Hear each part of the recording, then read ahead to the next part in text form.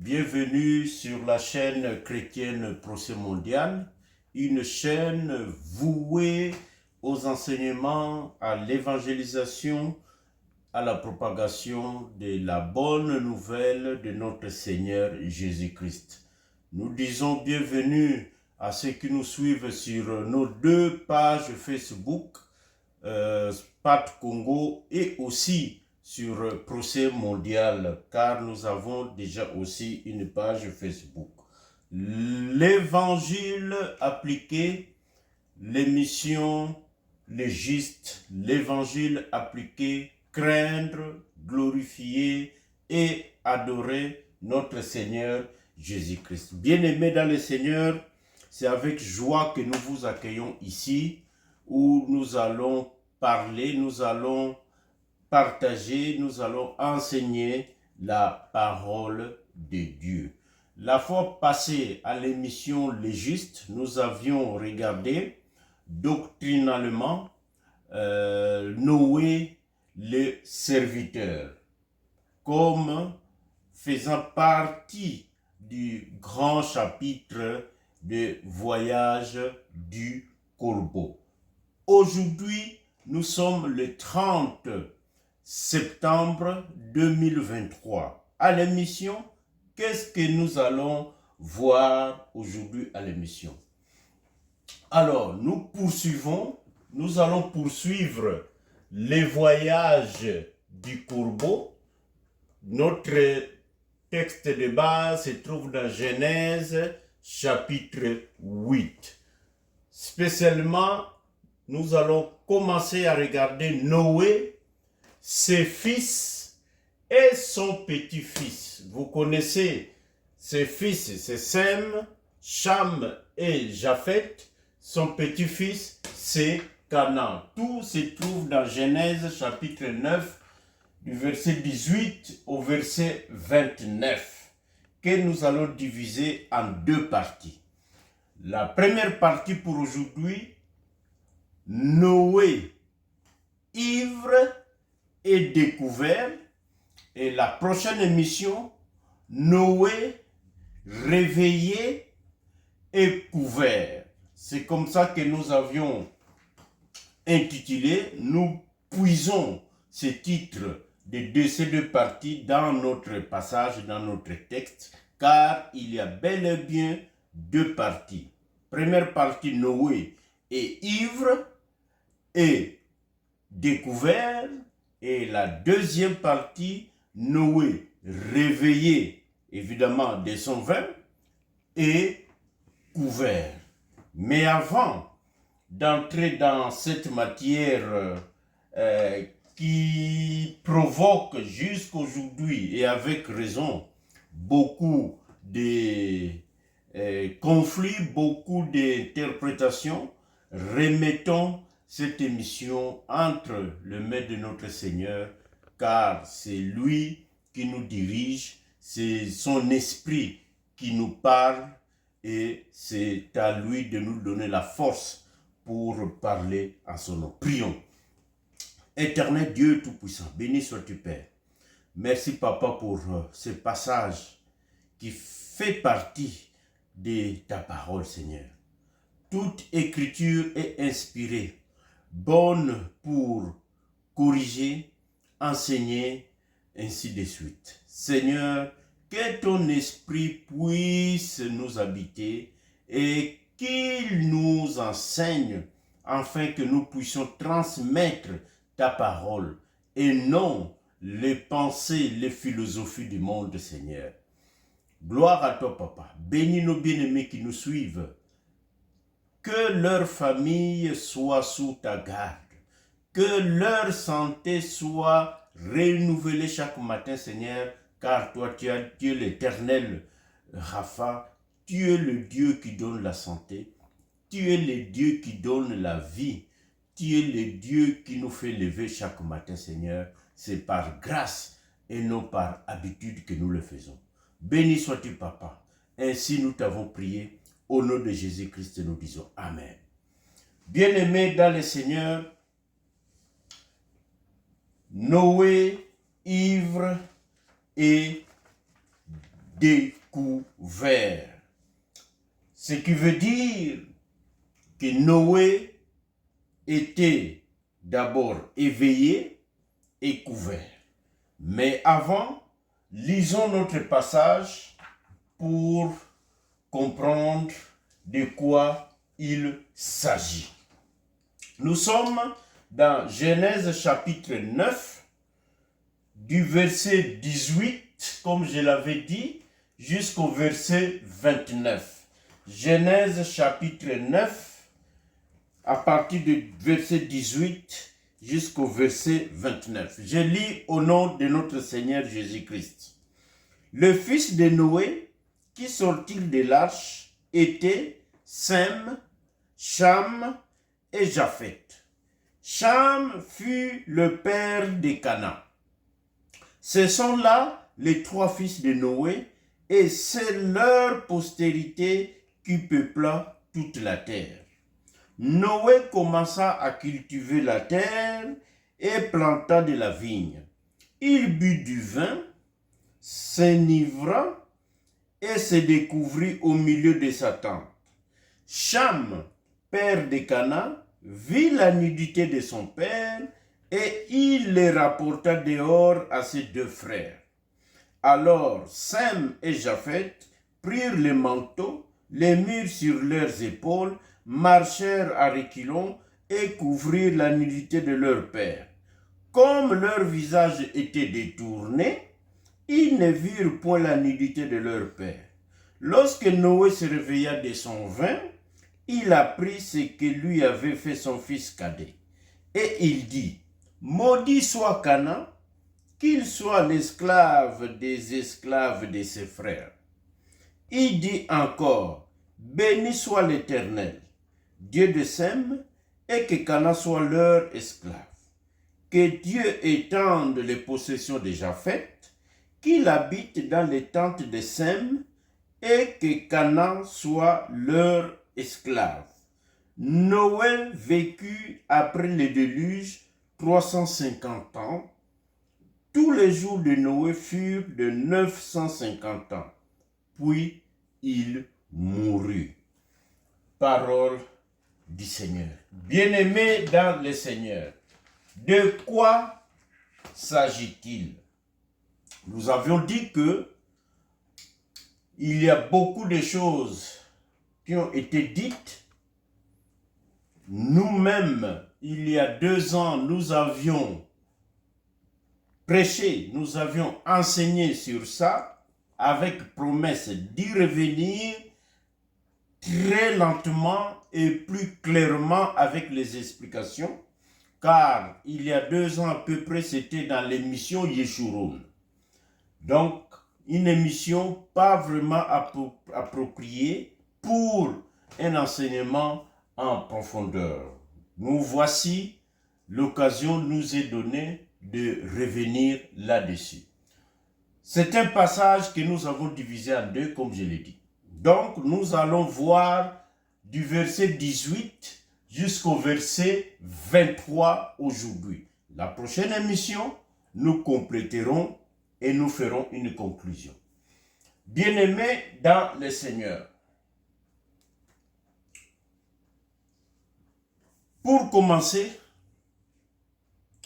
nous avons 2 remarques très importantes d'abord. La première, c'est dans certaines Bibles, c'est le titre de ce passage. Et d'ailleurs, nous disons bravo à ceux qui ont des Bibles où le passage commence au verset 18 et non au verset 20, comme dans la Bible avec commentaire de Scofield. Mais quand vous prenez la Bible, par exemple, le commentaire de MacArthur, vous verrez que le verset 18, 19 est collé au reste du passage. Qu'est-ce que nous voulons dire? Les titres dans certaines Bibles, le péché de Noé. Mais quand vous lisez le passage que nous avions fait d'ailleurs, vous ne verrez nulle part où la parole de Dieu parle du péché de Noé. Nous concluons que Noé n'a pas péché.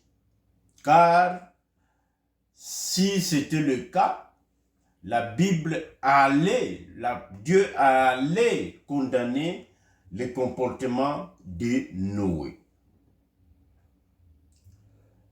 Première remarque. La seconde remarque que nous faisons se trouve bel et bien dans notre passage. Il est important de savoir. La Bible dit quoi? Au verset 18 ou au verset 19, je crois au verset 19, ce sont là les trois fils de Noé et c'est leur postérité qui peupla toute la terre. Donc, quand vous lisez aussi Genèse chapitre 10, verset 32, la Bible répète sous une autre formule de phrase, disant que c'est de ces trois fils de Noé que sortirent toutes les nations que nous connaissons sur terre. Qu'est-ce que nous voulons dire par là? Pour bien retenir l'importance, c'est que l'humanité est bâtie sur le fondement des trois fils de Noé, et Noé lui-même étant la pierre triangulaire. Donc, c'est une manière de formuler que nous avions emprunté chez le bien-aimé Paul pour que cela reste dans nos mémoires. Donc, c'est l'arbre généalogique des nations, de l'humanité, depuis la sortie du déluge. D'où l'importance de comprendre ce qui se passe ici. Très, très important à comprendre ce qui se passe ici. Donc, je voudrais revenir sur la première remarque, sur le titre « Noé, le péché de Noé ». Nous disons que Noé n'a pas péché. Pourquoi? Oui, Noé connaissait la parole de Dieu que les ivrognes n'hériteront pas le royaume des cieux. C'est dans 1 Corinthiens chapitre 6 verset 10. Donc, Noé n'est pas un ivrogne ici. Noé n'est pas un soulard qui ne va pas hériter le royaume de Dieu. Noé, bel et bien, Hébreu nous le dit, Noé est entre les mains et dans le sein d'Abraham, aujourd'hui au moment où nous parlons. Donc, il héritera du royaume des cieux bien-aimés. Voilà le retour. Alors, de quoi s'agit-il? Cette histoire de Noé, ses trois enfants et son petit-fils. Bien-aimés dans le Seigneur, il s'agit de la succession au sacerdoce. Quand vous voyez dans les Écritures des conflits entre les frères et au-dessus il y a leur père qui est prophète, sacrificateur ou autre serviteur de Dieu, sachez que c'est une lutte pour la succession sacerdotale. C'est très important. C'est le cas Abraham avec ses deux enfants, Ismaël et Isaac. Isaac lui-même avec ses jumeaux entre Ésaü et Jacob. Jacob lui-même avec ses 12 entre Joseph et les 10, parce qu'il faut enlever Benjamin du conflit. Bref, ça a toujours été comme ça. Alors, nous disons qu'il s'agit de la lutte pour la succession au sacerdoce. Parce que Noé, il est le sacrificateur, nous avions vu ça la fois passée. Mais Noé est vers la fin de sa vie. Noé est vers la fin de sa vie et Dieu veut choisir qui succédera à la sacrificature après Noé. Pourquoi nous disons qu'il s'agit du sacerdoce? C'est que le verset 20 nous le dit déjà. Le verset 18 et 19 mettent le personnage en place, mais le verset 20 nous dit que Noé commença à cultiver la terre et planta de la vigne. Bien-aimés, quand vous voyez un passage comme ça, quand il s'agit d'un prophète, car c'est le cas ici pour Noé, quand on parle de cultiver la terre, de planter une vigne ou un jardin, il s'agit du sacerdoce. Et Noé, comme nous l'avions dit, c'est un Adam. Parmi les 4 Adams que regorge la parole de Dieu, Noé est dedans. Le premier Adam, c'est lui-même Adam. Donc dans Genèse chapitre 2, versets 8 et 15, vous verrez que l'Éternel planta un jardin en Éden. Il prit l'homme qu'il avait fait, qu'il avait créé, et le plaça pour le cultiver et pour le garder. Il s'agit bel et bien du ministère, il s'agit du sacerdoce, bien-aimé. Abraham, le troisième Adam, Genèse chapitre 12, verset 1er, Dieu dit à Abraham de quitter son pays et de se diriger vers un pays que Dieu lui-même lui montrera. Et nous savons que c'est Canaan. Quand vous voyez Ésaïe chapitre 5, verset 7, Israël, la descendance d'Abraham, c'est une vigne que l'Éternel a plantée. Il y a Psaume 80, verset 9, qui dit la même chose. Et quand vous prenez le 4e et dernier Adam, notre Seigneur Jésus-Christ lui-même, dans Matthieu chapitre 21, verset 33, verset 44, parle de la parabole du vigneron. Ou dans Jean chapitre 15, verset 1er, où le Seigneur il prend l'image du cep d'une vigne et Dieu étant le vigneron. Donc, ces paraboles montrent clairement qu'il s'agit bel et bien du sacerdoce de Dieu. Donc, les 4 Adams parlent, expliquent le sacerdoce. Surtout les 3 premiers et les derniers viennent concrétiser cela, c'est notre Seigneur Jésus-Christ. Il s'agit du sacerdoce. Donc, c'est une parabole. En réalité, ce que nous venons de lire, une parabole, c'est une histoire réelle ou fictive, mais qui cache une vérité spirituelle, un enseignement, une parole de Dieu qu'il faut creuser pour aller comprendre cela. C'est ça, une parabole. Alors, nous allons décoder cette parabole. Nous allons nous mettre à la tâche pour la décoder. Bien-aimés dans le Seigneur, nous avons fait un tableau pour comprendre. Noé s'enivra et se découvrit. Pour comprendre ou décoder la parabole, nous devons consulter les Écritures où il s'est passé pratiquement la même chose. La clé pour comprendre la parabole se trouve dans Genèse chapitre 8, du verset 20 au verset 22.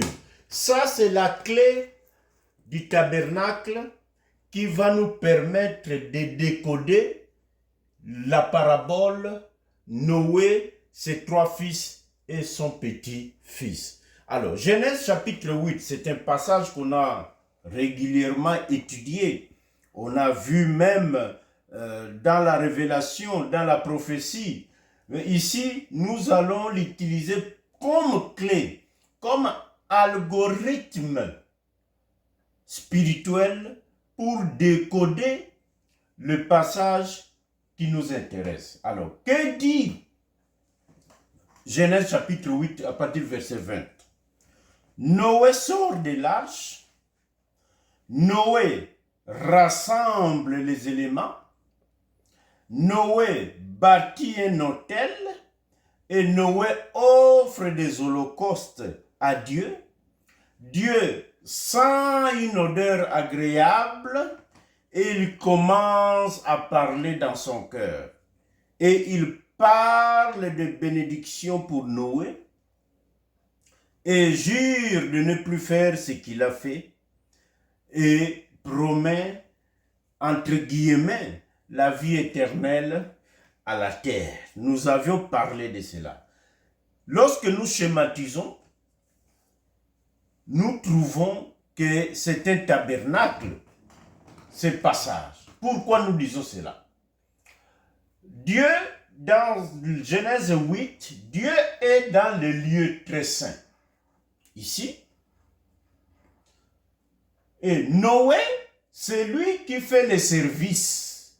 Il est donc le sacrificateur. Et dans le tabernacle, le sacrificateur se trouve dans le lieu saint.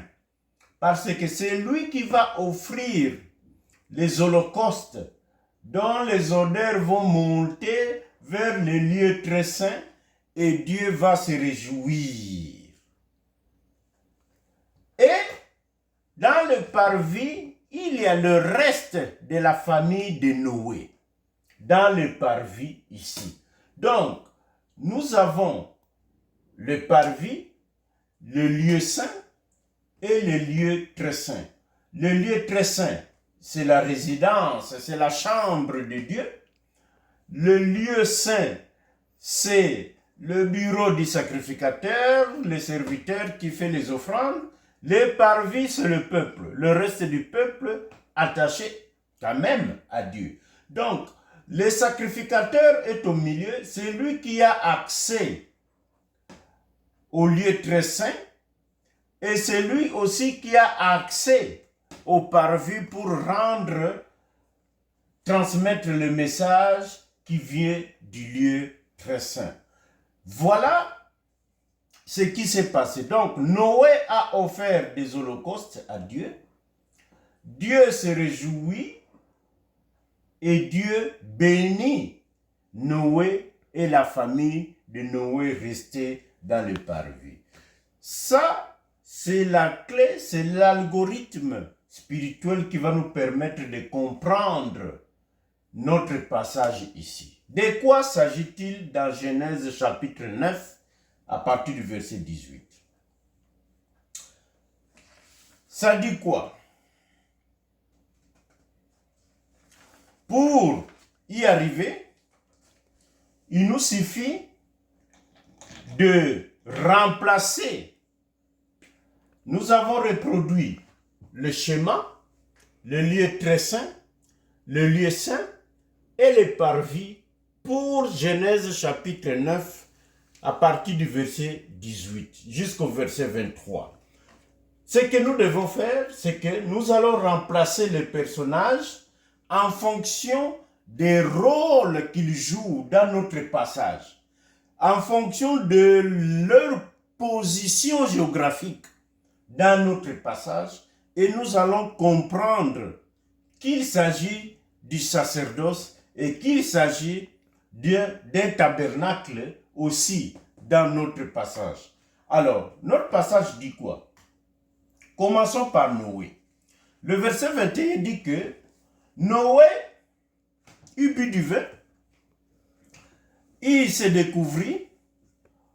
Il était où? Au milieu de sa tente. Bien-aimé dans le Seigneur, permettez-moi de prendre une gorgée d'eau.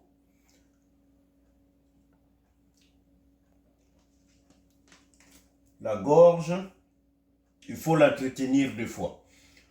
Je disais donc, Noé se découvrit au milieu de sa tente. Dans d'autres versions, vous verrez, à l'intérieur de sa tente. Alors, où est Noé? Ce n'est pas Noé qui fait les services ici. Noé n'est pas dans les parvis. Les parvis est dehors. Noé est au milieu de sa tente. Bien-aimé dans le Seigneur, Noé est ici. Noé est dans le lieu très saint. Pourquoi nous disons cela? Prenez Exode, chapitre 25, verset 22, ou Exode, chapitre 26, verset 31 jusqu'au verset 37. Il y a même Apocalypse, chapitre 4, verset 2 à 6. C'est la vision des gens. Dieu est au milieu des 4 êtres vivants. Il est au milieu de 24 vieillards et il est au milieu. Donc, il est l'être le plus important. Donc, dans la scène ici, Noé est le personnage le plus important. Il est au milieu de sa tente. Noé est dans le lieu très saint. Ne vous étonnez pas. Ce n'est qu'une parabole. Pourquoi Noé se retrouve à la place de Dieu? Noé ici, c'est un prophète. Un prophète est un signe pour Dieu et pour le peuple. Un prophète, tous ses mouvements, tout ce qu'il fait, tout ce qu'il déclare, tout ce qu'il dit, doit être interprété en fonction, soit en tant que porte-parole de Dieu, ou soit porte-parole de son ministère, ou porte-parole du peuple. Donc c'est très important à savoir ici. Moïse avait pris la place. Dieu lui avait même donné, tu seras Dieu en Israël, en Égypte, et Aaron sera ton porte-parole, ton prophète. Donc nous comprenons que Noé ici est dans le lieu très saint dans notre schéma. Mais avant de régler le problème de Cham, regardons d'abord Sem et Japheth. Le verset 22b dit quoi? Que Cham doit sortir pour aller en parler à ses frères qui étaient où? Ils étaient dehors. Nous comprenons que Sem et Japheth étaient dans le parvis. Donc, ici, nous avons Sem et son frère. Ils doivent être dehors. Pourquoi ils sont là? C'est que il est important de savoir que de là où ils étaient, ils ne pouvaient pas voir le lieu très saint. C'est très important. Parce que il est parti dehors, Cham, pour aller là où étaient ses frères. Donc, Exode chapitre 27, verset 9, le parvis, c'était dehors, clôturé, oui, mais à l'extérieur, ni dans le lieu très saint, ni dans les lieux saints. Mais maintenant, après avoir établi ces deux positions, où était Cham avant de voir la nudité de son père? Où était-il? Verset 22, partie A, il vit la nudité de son père. Nous comprenons que Cham ne pouvait pas être en même temps avec ses frères avant de voir. Il ne pouvait pas être plus loin du lieu très saint par rapport à ses frères. Cham doit être soit au milieu ou voire même plus proche, ou même à l'entrée de la tente. Ce n'est que de cette position rapprochée où il pourra voir la nudité de son père. Donc, Cham était dans le lieu saint. Exode chapitre 29, versets 42 et 44. Le rideau ici, dans les tabernacles construits par Moïse, évidemment par Béchaléel, les rideaux séparaient le lieu très saint du lieu saint. Donc, il ne pouvait être que ici, bien-aimé, à l'entrée des lieux très saints. Bien-aimé, cette parabole prophétique annonce que après la mort de Noé, c'est Cham qui sera le sacrificateur. Ici, c'est Noé à la sortie de l'arche jusqu'à sa mort, c'est Noé qui était le sacrificateur. Mais ici, c'est Cham qui va remplacer son père lorsque Noé quittera la terre et Cham devra le remplacer, bien-aimé. C'est ça que cette prophétie annonce. Cham ici est un corbeau. C'est le premier enfant lancé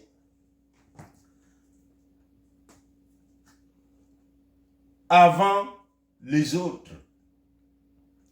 Et sachez ceci, c'est que nous avions lu au verset 18 ou 19 que Cham était le père de Canaan.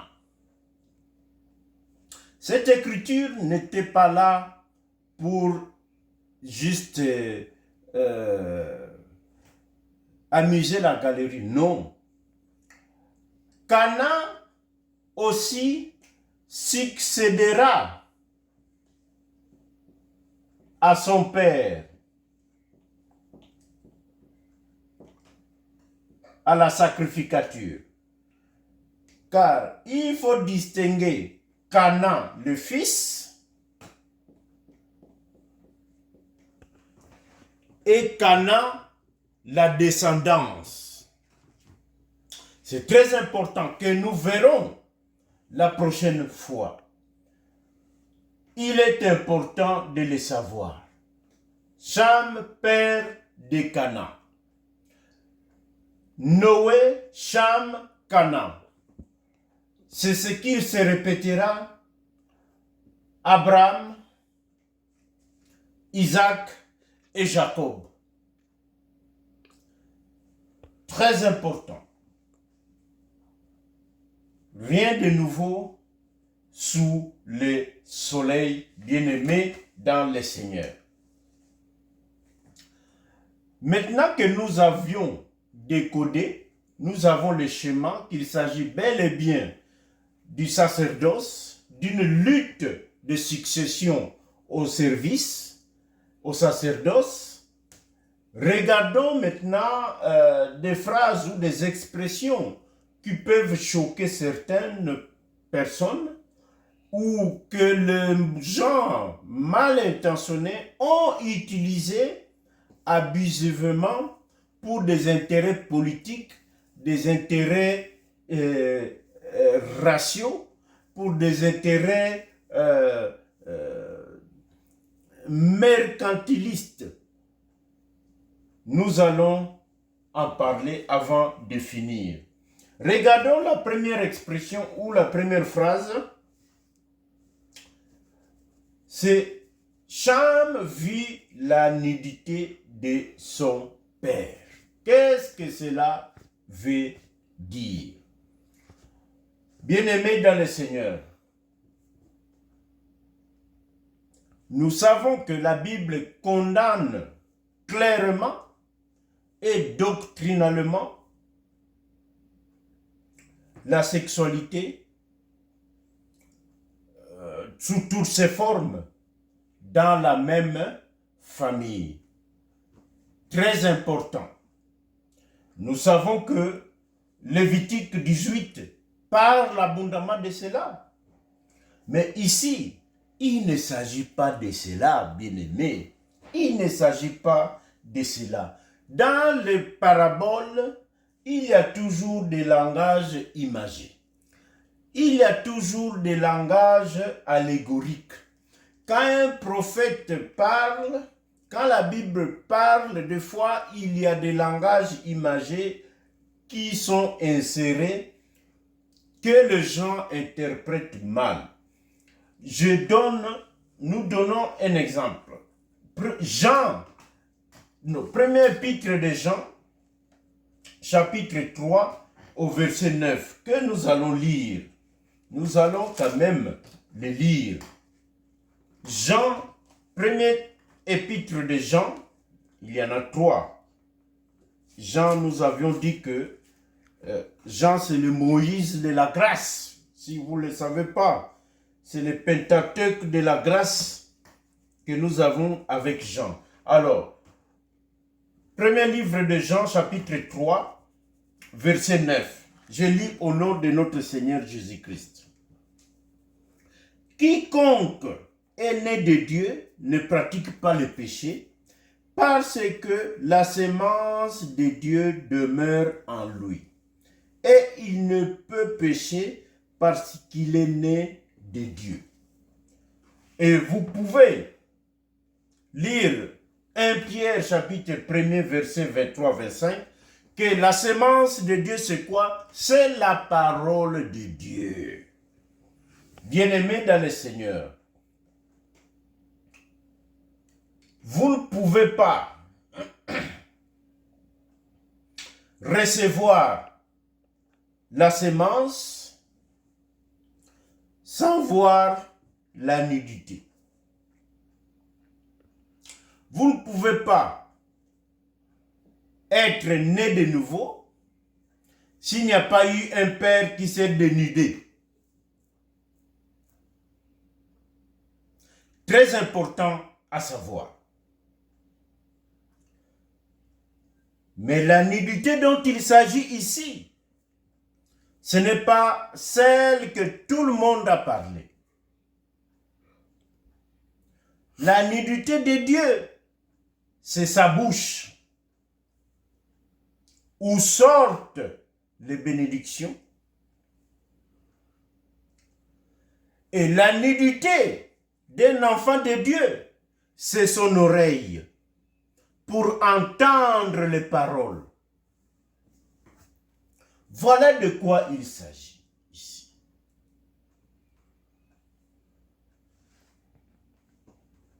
Noé a parlé quand Cham est entré. Noé a parlé quand Cham est entré. Bien-aimé, une exhortation. Pour être né de nouveau, il faut avoir reçu de la semence de Dieu. Autrement dit, il faut voir la nudité de Dieu pour que la semence puisse entrer. Je ferme l'exhortation. Deuxième expression ou phrase que nous allons voir,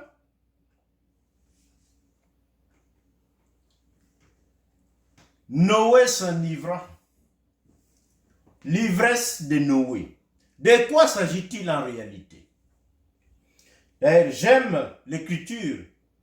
La Bible ne dit pas que Noé est devenu ivrogne. Non. Noé s'enivra. L'ivresse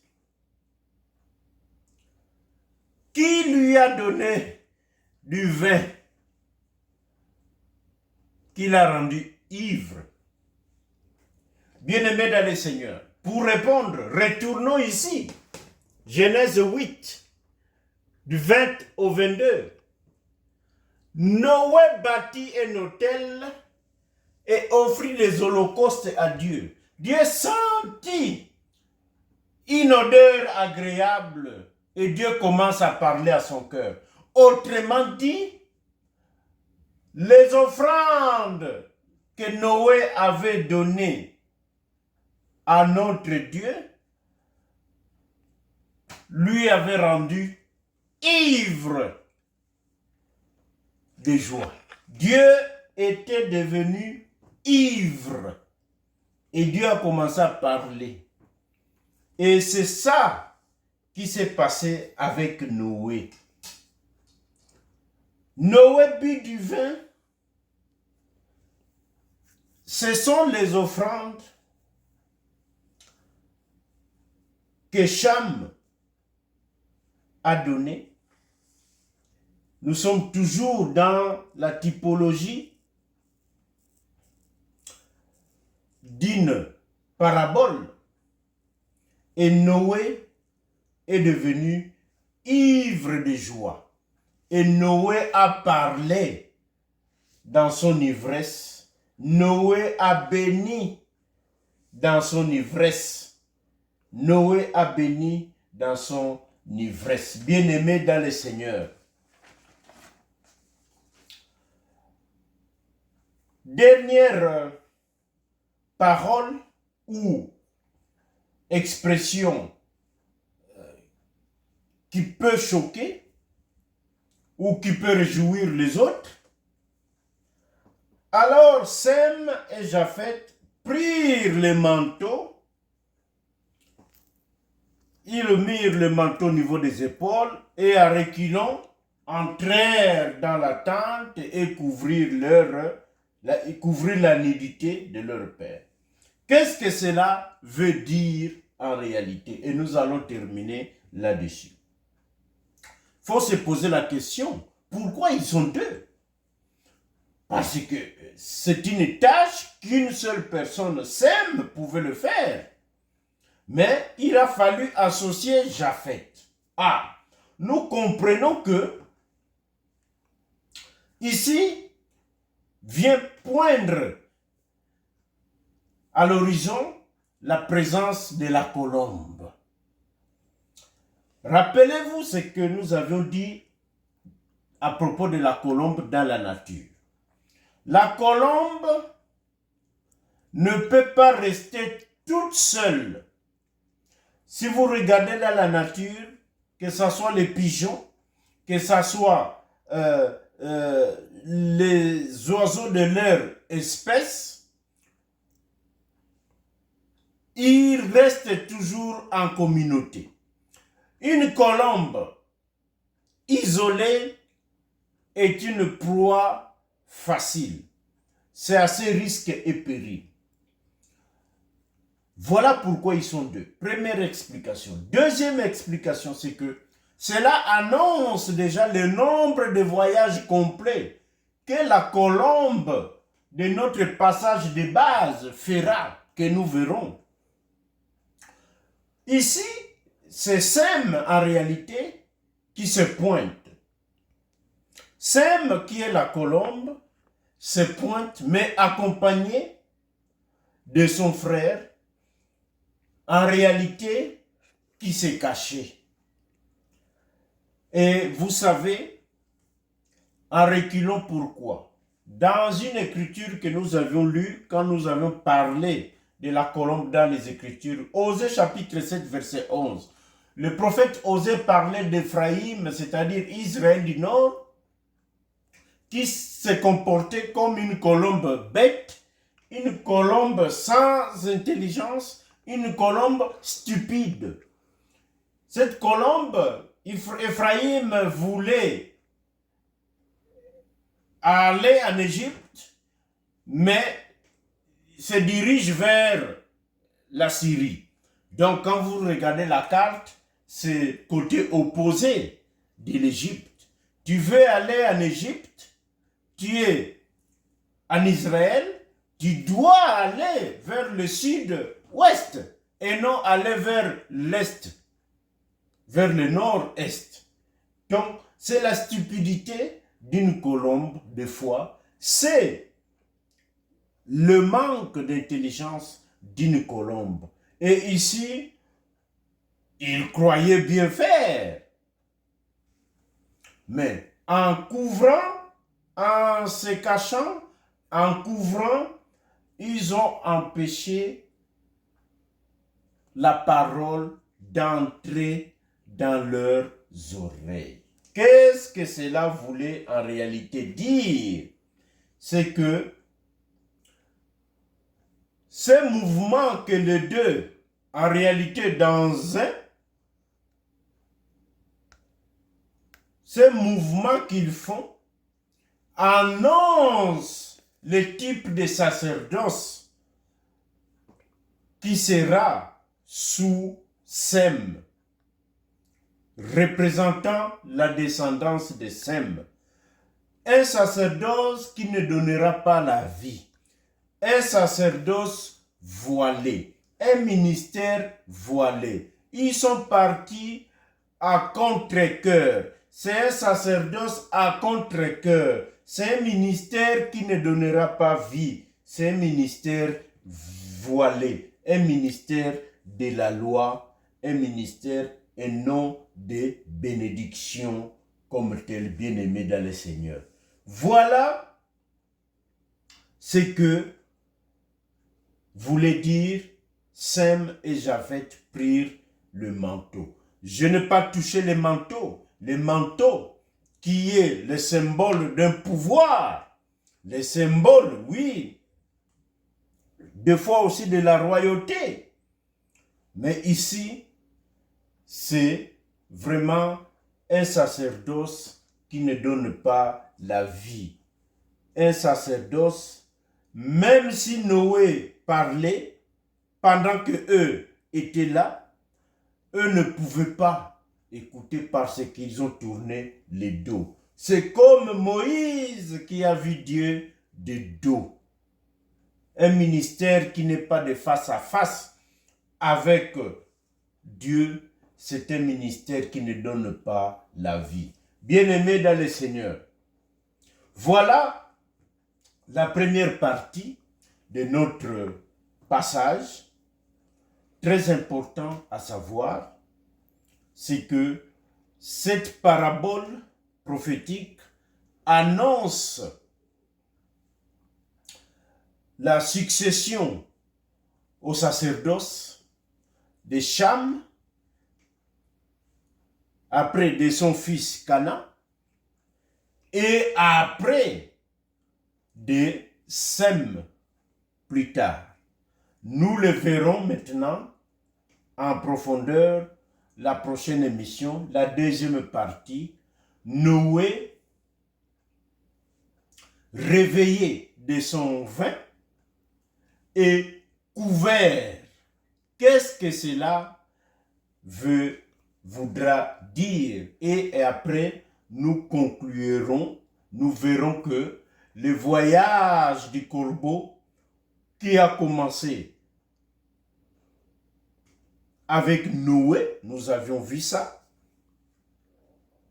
et là vient poindre à l'horizon le premier voyage de la colombe qui nous annonce cette prophétie. Bien-aimés dans le Seigneur, voilà ce que Dieu nous a mis à cœur de partager avec vous. Nos coordonnées sont là. Contactez-nous si vous avez des questions. Nous serons là pour répondre dans les Écritures, Voilà, c'est la fin de notre émission. Permettez-moi de prier pour conclure notre émission. Éternel Dieu Tout-Puissant, béni sois-tu Père. Merci Papa pour ta parole. Merci Seigneur pour tout ce que tu fais pour nous Seigneur. Gloire te soit rendue Seigneur. Que ta parole puisse nous sanctifier. Que tout ce que toi tu as dicté, que tout ce que tu as fait vivre à tes prophètes Seigneur, soit source d'études pour nous, source de compréhension avec ton esprit, afin que nous soyons attachés à toi continuellement, car toi tu es la source de la vie, c'est toi qui donnes vie à toutes choses Seigneur. Gloire à toi Papa. Bénis nos bien-aimés qui suivent ces émissions constamment. Que toutes tes bénédictions abondent dans leur couple, dans leur famille et dans leur foyer, Seigneur. Gloire à toi, Papa, et protège-nous, Seigneur. Protège notre famille, car les attaques peuvent venir de n'importe où, Seigneur. Mais toi, tu veilles sur nous, tu veilles sur nos enfants, tu veilles sur notre couple. Gloire à toi, Papa. Ainsi nous t'avons prié. Au nom de Jésus-Christ, nous disons Amen.